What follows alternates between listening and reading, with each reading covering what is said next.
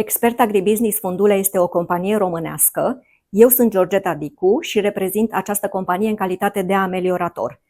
Programele noastre de ameliorare de porumb și floarea soarelui sunt programe complete și complexe, acest lucru însemnând că tot procesul de ameliorare de la crearea liniilor parentale până la înregistrarea hibrizilor se desfășoară pe teritoriul României, ceea ce înseamnă un plus de stabilitate și toleranța hibrizilor la secetă și arșiță.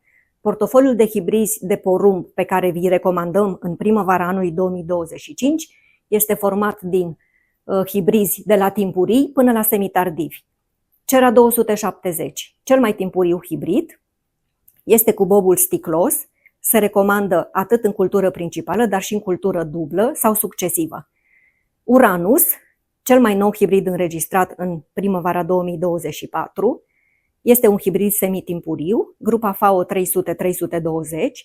cu capacitate bună de producție, pierdere rapidă a apei din bomb la maturitate.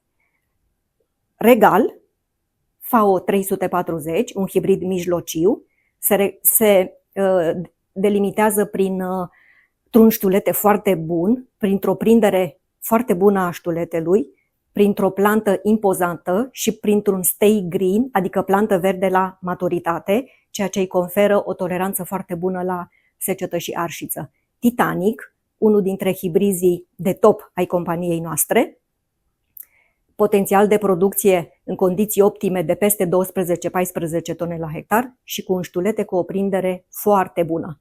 Trainic, FAO 380-390,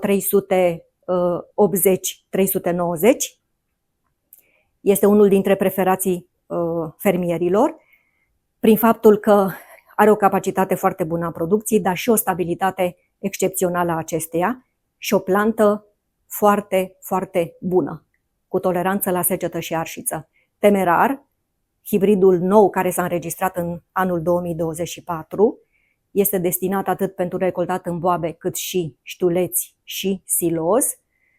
Iar ultimul hibrid, dar nu cel din urmă, Cera 450, este unul dintre veteranii noștri, un hibrid care se pretează foarte bine în zona Transilvaniei, dar nu numai, pentru siloz, pentru recoltat boabe și pentru recoltat ștuleți.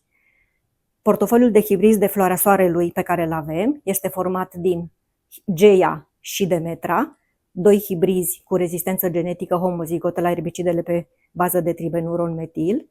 Sunt hibrizi cu capacitate bună de producție și cu potențial de producție care poate ajunge până la 4,85 tone, cu toleranță foarte bună la secetă, arșiță și principalele boli ale florii soarelui și cu o autofertilitate excepțională datorită rusticității lor, atât în condiții de stres termic, dar și de nebulozitate și precipitații în timpul înfloritului. Așadar, vă recomand genetica românească premium a companiei Expert Agribusiness Fundulea.